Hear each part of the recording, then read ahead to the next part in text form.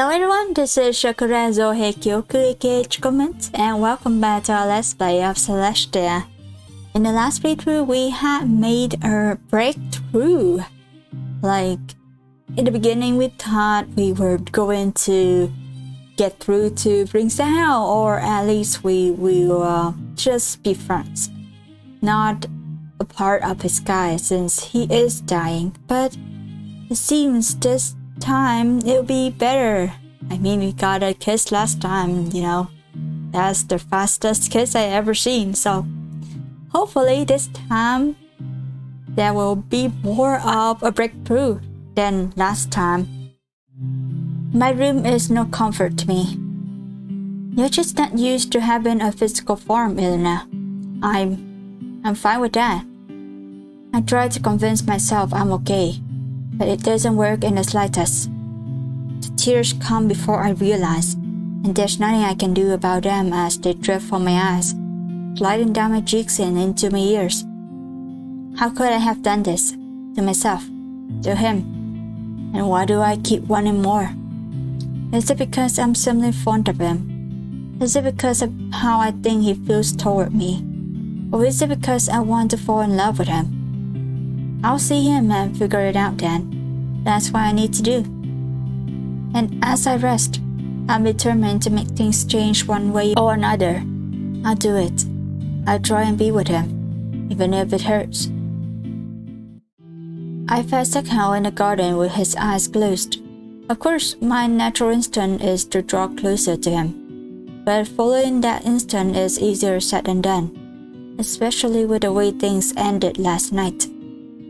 Maybe I should just leave well enough alone. I turned away from the sleeping form when... He's still sleeping, but he lets out a pain groan. Is he having a nightmare? Perhaps it would be cautious to wake him, stilling him myself. I crossed the garden and moved to lightly shake his shoulder. Almost immediately, Prince Sekheo throws upwards, his eyes roaming his surroundings until they land on me. He stares into my eyes expressionlessly, but I quickly look away. Don't worry, Your Highness. I will be leaving shortly. I just felt that I ought to assist even a little. May you have much more pleasant dreams. After a few moments, he looks away. I bow, preparing to turn and leave when I hear Sekheo's voice behind me. Timekeeper Ilona, how are you spending your days? Me? There is no one else. I was planning on taking a stroll in the garden and doing some light reading here. Sekheo sits up for a moment. Then, will you stay? I can only stare at him in complete bewilderment. Why would you want me to? Sekheo looks down. A mix of embarrassment and shame crosses over his face. It's not that I want you to. Rather, I would feel bad if you cannot even explore your own garden because of me. I'm at a loss for words. I thought my feelings were confusing, but it seems to me that some of my words got through to him. I am unoffended, Your Highness, but I don't think my presence would please you if you're planning on staying as well. Sekheo looks away. Yes, after all, I am just sleeping. I speak softly in response. And what if I choose to stay? Not just in the garden, but here beside you. I'm pushing my luck just a little, but Prince Sekheo is the type to say what he pleases. I would like to be too. I can't stop you from doing that, but... But what? But nothing. But what? What is it? Tell me. But what? Is it because you can't be seen with me? Is it because I am too close again? Sekheo sighs, a bitterness to it I'm not sure what to do about. Can I even do anything about it? But you know my time is short. Shouldn't that motivate you to make the best of what you have? That is much easier said than done. To frivolously form bonds with others that I know would hurt at my passing. I couldn't be so cruel. I understand that, but is it not crueler to deprive those who wished for warm memories before you go? Sekheo sounds low and melancholy. I don't know what to say. What will keep you away? What will keep you close? Which do I want? These are things that hurt me, timekeeper. He is speaking more to himself than me, but I watched him intently. Listen to me, Your Highness. At least a part of you knows how unwise it is to be alone. I'm giving you permission, so what more could you want? Peace. However it comes to me, I want peace. And that will only come when I am long gone, no longer a drain to those around me. You were never a drain to me, and you still aren't. I'm here out of my own volition. Sekheo considers for a long moment before finally speaking. If you really do not mind being seen with me, then perhaps you can read to me. I see he's noticed what book I am holding. With a smile. It's one that he recommended on the night that we kissed, full of delicate and pretty words. I can, yes. If you don't mind, I will leave after you read a few poems. Then I will walk with you. I'm unsure if I can handle conversation. Allow me to talk then, or we can enjoy the silence. What would you like to do? Sekheo finally relents, his expression distant. Then, tell me about your adventures with your friend, the meteor. Only if you plan to wax poetic and acknowledge I am no storyteller. I will have to do my best then. Alright then, one time, there was in another solar system and I proceed to tell the tale of his stricken down star who was drawn to human bugs. I love those stories more than anything, and as I speak, it occurs to me why I am so attracted to Sekheo. If I stuck to what I knew, I'll be spending more time with Vale right now. If I stuck to what was safe, I'll likely be with Solace. Sekheo is neither known nor safe, but here I am, whipping tails as if we have all the time in the world. I see. So you like the bad boys, huh? Just kidding. I guess she likes challenges. She likes risk, taking risks. After a few more stories, I feel a weight on my shoulder that makes me jump. Sekheo is leaning against me, his head on my shoulder. It's not that I mind, but it seems out of character for him, to say the least. Your Highness? The only thing that follows is a quiet breath. Right then, I realize that he seems to have fallen asleep. I feel silly for a moment. Oh, that's cute.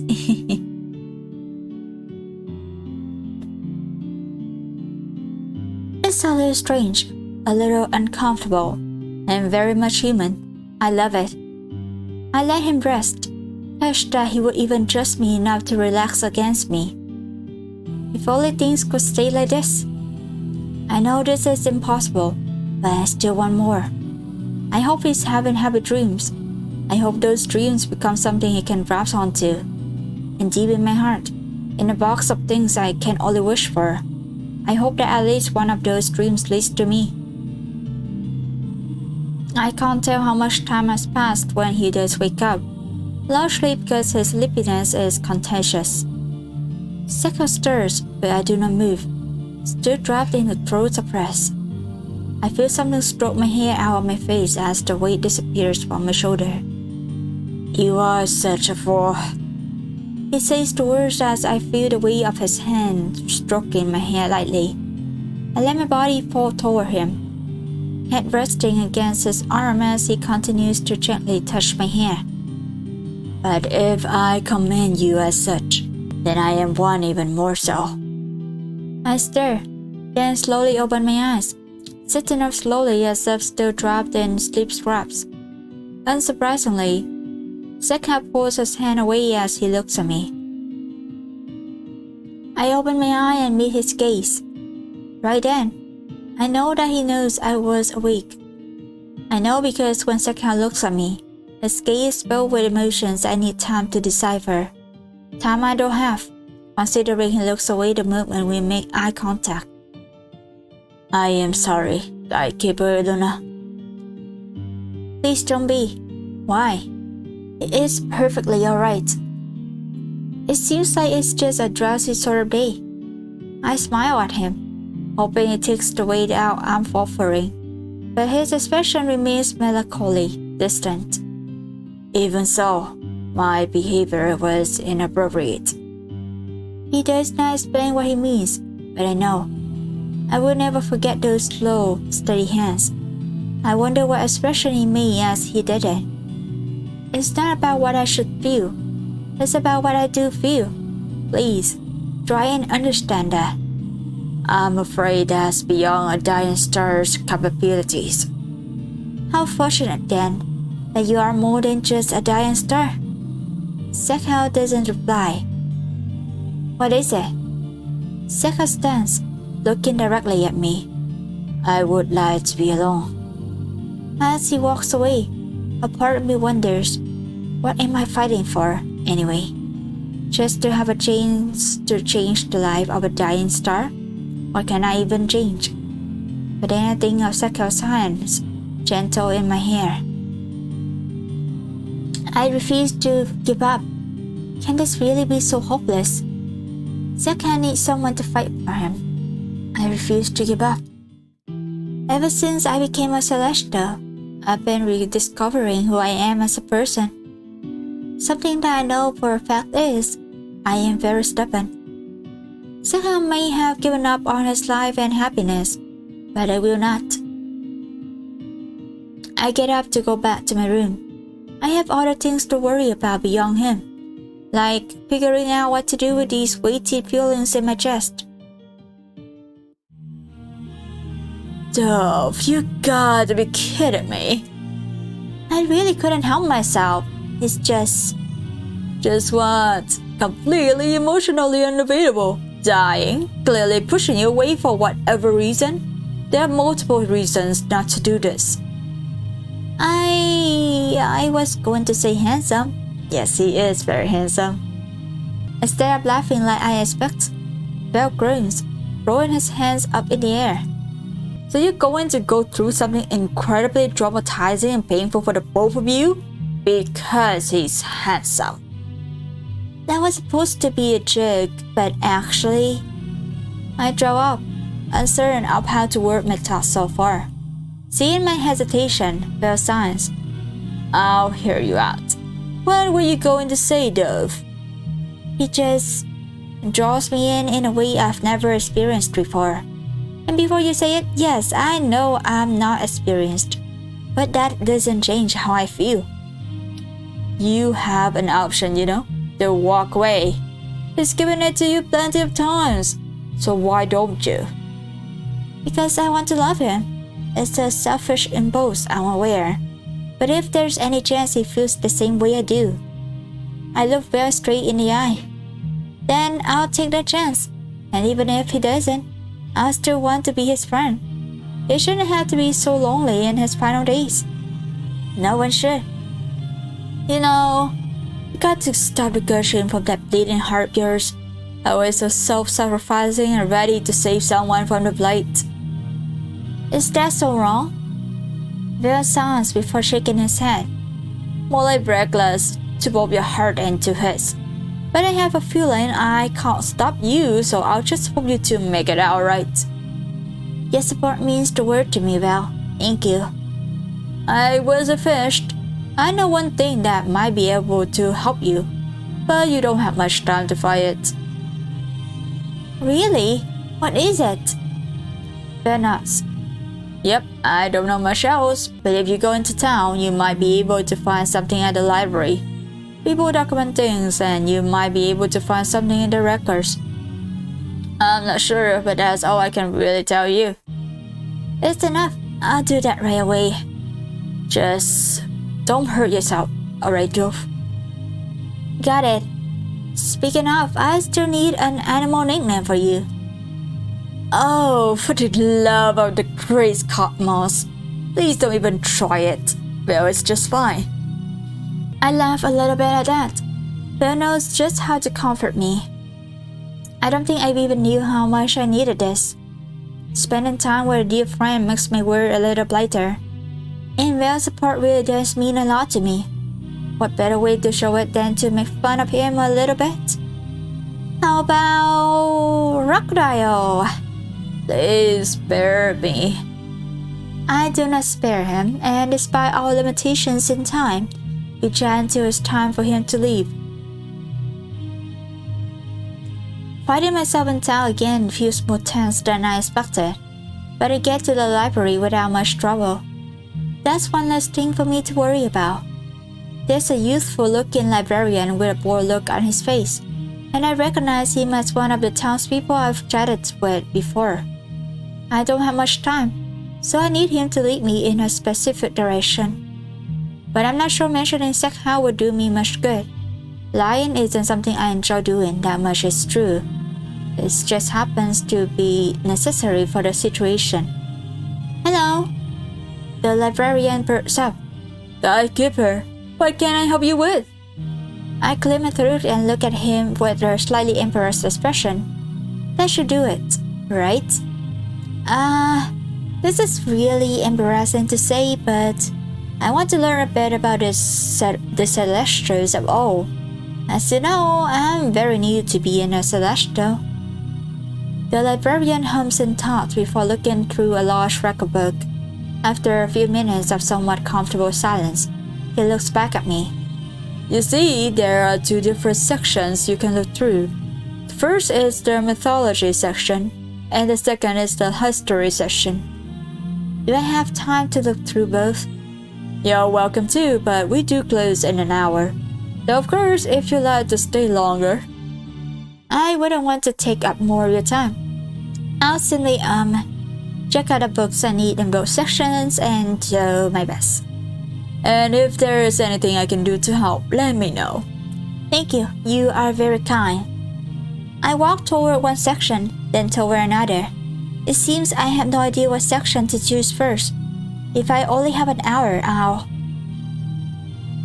look at history or look at mythology? That's a good question. Let's look at mythology, since history, I don't think there would be anything in the history section, especially about dying stars and being in the same sky with the dying stars. So maybe mythology, maybe it'll give us some ideas. It might seem a little unorthodox, but I think the mythology section may help. Perhaps seeing what humans think of Celestials will give me a new perspective. Like Will said, humans are meticulous record keepers, and I'm sure there'll be something that helps. Let's do this. I start going through the section as quickly as I can, marking as many pages as I can. One stands out to me, a section on dual timekeepers. I'll look more into that later. After getting a pile of books from the mythology section and a few from the history section, I check them out in the front and head back. Thank you so much. Of course, timekeeper. You can keep them if you like. I shake my hand. No worries. I'll be a law-abiding citizen. He lets out a simple smile at that. I guess he's a little more formal, but that's okay. I hope I get to see him again before I return to disguise. With that, I walk away and head out of town back to the castle, books in tow. With a smile on my face, I go toward my room, only to see a form walking down the same hallway. Ring Sekheo. I read his name. Somehow, I don't feel ready to see him. Timekeeper Iluna. How are you? Sekheo looks away, his eyes more distant than usual. Well enough. I see you have some books. The fact that he's avoiding the topic of how it is does not go unnoticed by me. Yes, I do. I have a few things about history and mythology, just to see how humans see us. I see. I keep smiling, not sure what to say. We just look at each other in silence. How would he feel if he realized I was doing this all for him? I wonder if he'll retreat more into himself. That's the opposite of what I want. But I can't read him well enough to know. What are you doing here, Prince Sekheo? Is your room also down this hall? It's not, no. I'm not sure exactly why I came this way. Perhaps I simply needed the air. That doesn't seem entirely honest, but I don't know if I want to call him out on it. Well, why are you here? Would you care to walk me back? All of these books are getting heavy. It's not far from my room, but I'll take advantage of whatever chance I can to get closer to him. Sekheo's eyebrows shoot up. Yes, of course. My apologies for not offering to assist earlier. Sekheo takes the bowl of the books from me, looks at them inquisitively for a moment, then pauses to look at me. Would you mind leading the way? I am not completely sure I'm aware of where your room is. I smile at him. How about we both walk side by side? I can lead the way and stick with you at the same time, you know. But before you can protest, I cut him off quickly. How will I stop you from getting lost if I'm not close to you? Sekheo sighs, but there's a hint of smile on his lips. When you make that expression, I have no choice but to indulge you. Then I will make it again. I lead the way toward my room. There are a few minutes of silence, but they are comfortable. Prince Sekheo? Yes, Tiger Luna. What are you thinking about? In all honesty, nothing pleasant. I wish that surprised me more than it did. Do you want to talk about it? At his lack of reply, I stop and look up at him for a moment. What is it? It's been a long time since anybody asked me the question. Solis asked you long ago, when my star first began to decay. Did you say no? Sekheo nods. I regret it, to be honest, but it feels too late to open up to him now. It's not too late, you know. He sighs, deep and melancholy before picking up his feet and walking. It is always too late for someone like me. I have a request. Hey, I have a secret to tell you. Don't be so unforgiving.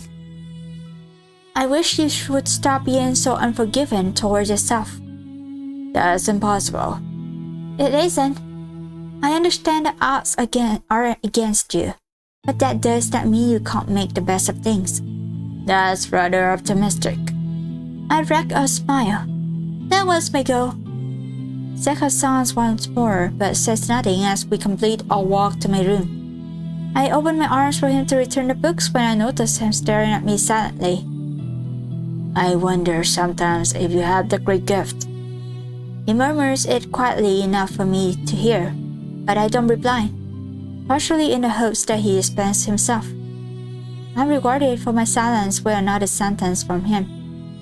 Why else would I feel this pull to you? From Sekheo? It's nothing. He lets out a dry, brittle laugh. Are you okay? Hardly, but that's alright. I believe that I'm not meant to have the things I want in this world. I've made my peace with it. Now it's my turn to sigh. May I be honest? Yes. I don't think I'll ever make peace of it, but that's what you need to do to get by. Then I support you. But I don't want to slip into complacency.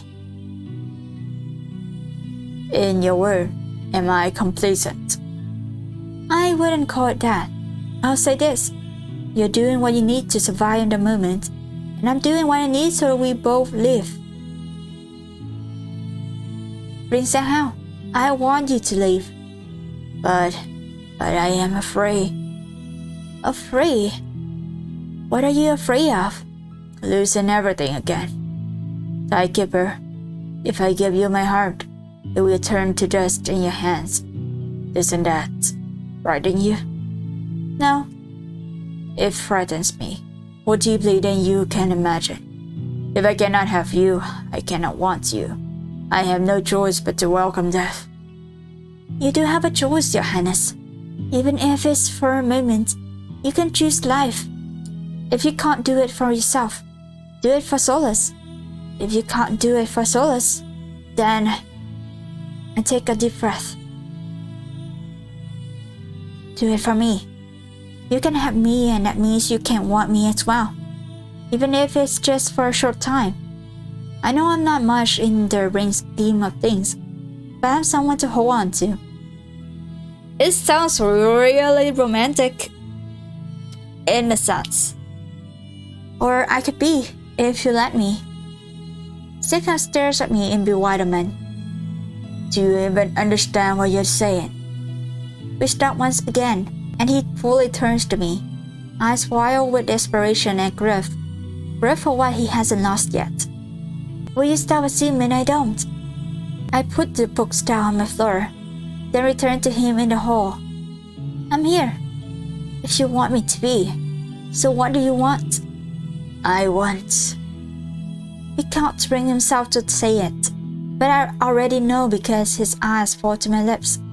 He cradles my face in his hands and stares into my eyes. I want... I smile before leaning up to kiss him. I stop right before I meet his lips. If he wants this, then he will have to climb it on his own. He does, pressing his lips to mine with a type of desperation that is so thick that I can taste it on his lips. The kisses are unsure, hesitant, beautiful. We are unsure, hesitant, and beautiful. We are everything we are meant to be. That is, until we're not. I break the kiss. If someone sees us, Your Highness, I sign the words against his lips, and the moment between us cracks into two as Sekheo pulls away. I take his hands before he can retreat into himself. Wait, I need help putting away my books. He looks conflicted, yet he allows me to lead him into my room, the door shutting behind us. Sekheo stares at me expectantly, so I give him what he's not expecting, an extra book to put away. He stares down at the tomb in surprise. It was a genuine request. Did you expect something else? If this isn't too much trouble, I would appreciate some assistance with these. He looks like a fish out of water, and I realize he must have thought I was inviting him for another reason. Okay, this is kind of funny. I bite my lip, trying to think of a way to diffuse the sudden awkwardness. Sekheo surprises me by letting out a soft laugh. Ooh, that's a nice laugh. A nice smile. Yes, of course. He bounced me quickly. I will work hard. We put the books in a proper place. When the job is complete, Sekheo smiles at me unexpectedly. This was nice, but I must apologize. I'm sorry for cussing you. You must think my behavior confusing. Or like conflicted. That's understandable, but in the end, it leaves us in a strange place, doesn't it? It isn't fair of you to give love so easily. I cannot help but gravitate toward you. He strokes my cheek lightly with the back of his fingers, then pulls away with a hesitant hand. I am sorry. I am terrible. Are you going to leave? I must. I apologize, but I must. He backs away from me as though I am something repulsive, and I cannot help the hurt expression on my face. Will you let yourself be ruled by fear then? I do not know how to give an answer that would please you. A part of me is telling me to let you leave in peace, but... He turns the powerful, swollen gaze toward me. I cannot help what I want. Before I even know it, Sekheo turns and shuts the door behind him. I'm too flustered to stop him. What would I even say if I did? What would I tell him that I haven't tried to convey before? But to think that he wants me. That warms me more than a summer sun ever could. I'm wandering in the garden to try and gather my thoughts. Despite it always being night here, It's commenting as if magic itself is pulling it together. As it turns out, it is the hard work of the human gardeners that I have watched from the heavens for the entire century. As if brought together by fate, I can see Sekheo gazing lovingly at one of the plants, and I want to run away before he sees me. I still don't know how I'm supposed to speak to him. I've been reading as much as I can, but I haven't found anything that could save him yet. Being lost in my thoughts is one thing, but letting myself get so wrapped up in them that I don't realize Sekheo is coming closer is another. When we make eye contact, I'm tempted to take a step back, but I keep steady. Running away would only make things worse. He greets me first. Gatekeeper. Your Highness. I say nothing else. After all, I have said everything I have a wish to say to him until he realizes that he has more options than he thinks he does.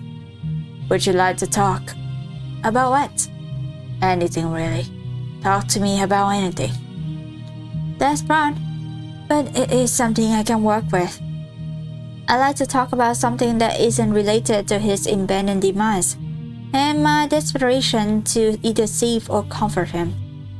That would be nice. Well, I've been reading some history, as you know, and mythology as well, as you also probably know. I am aware. He looks away awkwardly, the blush on his cheeks telling me that he's thinking about kiss rather than the books I'm reading. Well, I'm enjoying myself. I pause, tilting my head curiously at him. Did you ever study your solar system history when you first became a Sun Celestial? Or maybe it's mythology? I would like to say I dabbled in a little bit of everything, but then I'll be lying. His expression is completely flat, and I crack into a smile. He gives me a soft smile back. Your laugh is so pretty. He blurs the words, then looks surprised at himself, but I don't embarrass him, smiling politely in return. Maybe in this small way, I can encourage the thing blossoming between us. My smile, though, must look a little forced, because Sekheo looks at me in concern. Are you alright, Gatekeeper Elena? I nod. I'm alright, just thinking. About what, exactly? Saying I'm thinking about him feels like a weak answer, even if it is true. Mostly about what I've been reading. Why didn't you read mystery? It makes me too curious. And curiosity is more dangerous than most assume it is.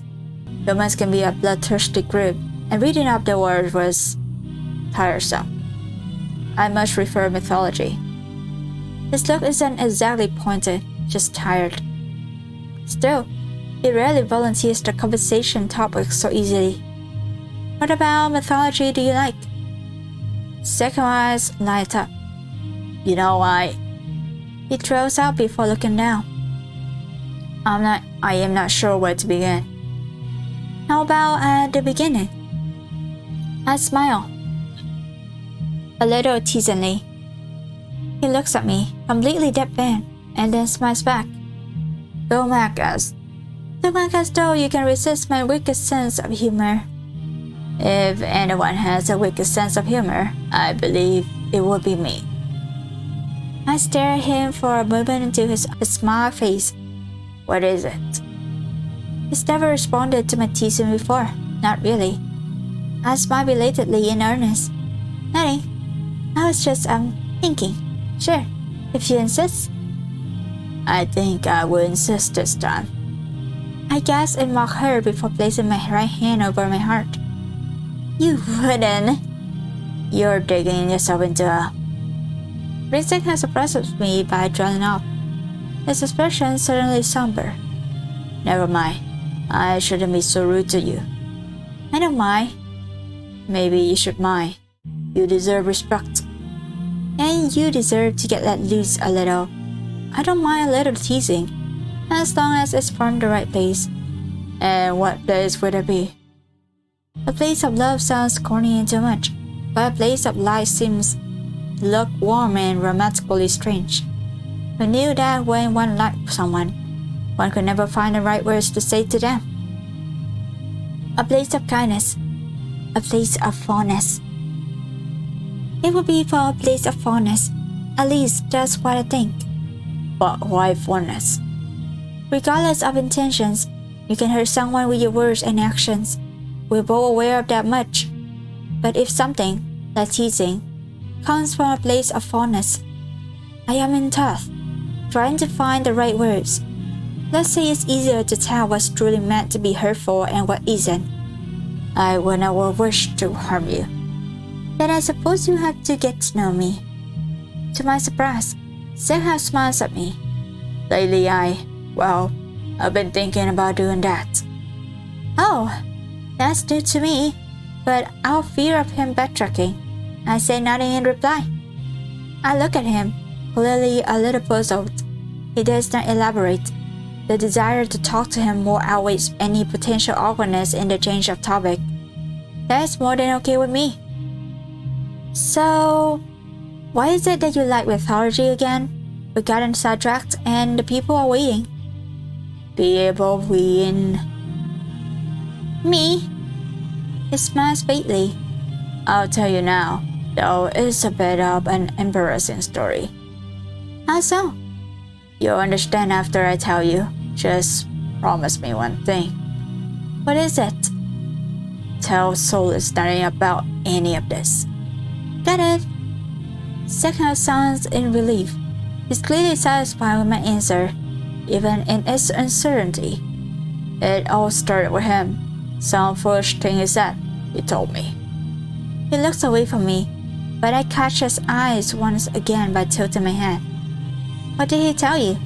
That if anyone were to have mythology written about them, it would be me. And that's a problem because it embarrassed me. And it also made me think, what if it were true? So you went looking. Sekheo blushes a bit. In my defense, it wasn't just about my ego. I'm not attacking him, but his voice is defensive anyway. I looked up things about Solus as well. Then as time passed, I found the mythology itself more fascinating than anything I was looking for about my friend and I. What did you find? About myself and Solus? Absolutely nothing, but I did find quite a few things about Vtubers such as yourself. Oh. Upon seeing the way my back straightens with interest, Sekheo smiles. Imagine that sort of eagerness in my youth, but around 1,000 times more brain. Don't speak poorly of yourself. Now you're being dramatic. You shouldn't be so self-deprecating. Perhaps I am not one to talk, but you shouldn't be so self-deprecating, you know? You made me aware of that more than once. I'm starting to think it's a bad habit of mine. Only because it's important to me. Do you? Then I will indulge you. There was a legend about a moon with two timekeepers that I always found very romantic. The details of the story were embellished, and the origins of the story likely aren't true, but I did enjoy the myth. It sounds beautiful. Maybe I'll read that one next. Do you know what volume of the library is in? Sekheo shakes his head. Unfortunately, it was not on this word, so most likely it does not exist here. Besides, I wouldn't want to encourage you to indulge in my past vanities. I filed the information away. How nice it would be if Sekheo were a moon like me. I think revisiting their past is sometimes a necessary evil, as long as you don't get stuck in it. Solus would agree. Oh, he said much the same before, though he likes visiting the past even less than I do. Though he doesn't do it with as much fervor or persistence as you do. Though Solus does remind me from time to time not to worry about the things I cannot change from the past. That's kind of him. I didn't expect him to worry so much. But then, I suppose that is surprising, considering how long they've known each other. He's very much a warrior, though he's too prideful to show it. It would be... He trails out, then takes a breath as though he is forging ahead. It would be a good match for you. I don't respect the words.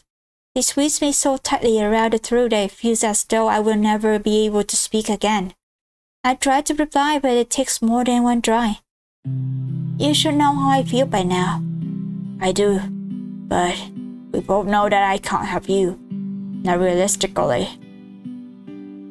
This planet has always been in darkness. But choose you. I'm not hurting anyone. But I could never expect the sort of sacrifice from you. And yet, I am offering myself to you. I can't, Your Grace. Just tell me, Your Highness. Do you really want me? It doesn't matter. I laugh, not bothering to hide the bitterness in my tone. So you have already decided for me. And you blame me? I told you before. I told you that I wanted to leave this world with no regrets, but you... Why are you so determined to make me want to leave? Why are you so determined to become my one regret? Because I want to love you. Want to? Yes, I want to. I'm not there yet because you won't let me be there. But every part of me wants to be at your side. Sekheo turns away. Then you waste your time on me. I don't know what to say to that. I don't know what I can say to make you realize how cruel you're being. I could say the same to you. It's not often that I find myself completely speechless. But Sekheo is right. Maybe my wanting to be by his side. At his side is selfish. I thought I just wanted him to not be lonely. But instead I want to live in parts of him as well. His kisses and his gaze. The way he speaks so elegantly and looks out for the well-being of others. The things that make Sekheo someone I cannot be without, no matter how inevitable our parting. Zouheikyoku, Ilona, let's go our separate ways. I blurted out my thoughts. But you kissed me. Excuse me. You tell me you don't want to leave, but you kissed me first. You pushed me away, but not until after you kissed me. Am I wrong in trying to pursue what I know is there? If showered with water, a flower will have no choice but to grow. Don't speak in riddles. Are you blaming me for your heart responding to my feelings? I will be honest. You have awakened a piece of me that I thought long dead. But yes, I do. Zouheikyoku, Ilona, I want you. But until you find a way for us to have a future, we can never be. Tell me this then. Anything you ask, I will answer. Why did you come if you are unavailable? To my surprise, Sekheo looks vulnerable in a way I do not expect. Because I am lonely. I open my mouth to reply, but Sekheo leaves for a sweep of his cape. As he turns and walks away, I don't follow him. It's going somewhere where I know I can't join him. In fact, I'm not sure I want to join him right now. It would be hopeless and selfish at best. And at worst, I don't think I want to think about that. It's as if with Sekheo, I think that should be a good point to pause for this playthrough of Celestia. We're coming to almost the end of the playthrough, I believe. Ilona and Sekheo continues to push and pull. Really complex stuff. But at least this time we have confirmed that they kind of convey more emotions toward each other, more sure about their love for each other. But still a part of the tragic romance. So I wonder if in the future if they were able to make up, or will a miracle happen? I do hope in the next playthrough we will see a miracle happen, and both of them will at least have a happily ever after, or a kind of hopeful ending. Anyway, thank you for watching, and I'll see you on the next playthrough of Celestia. Bye bye!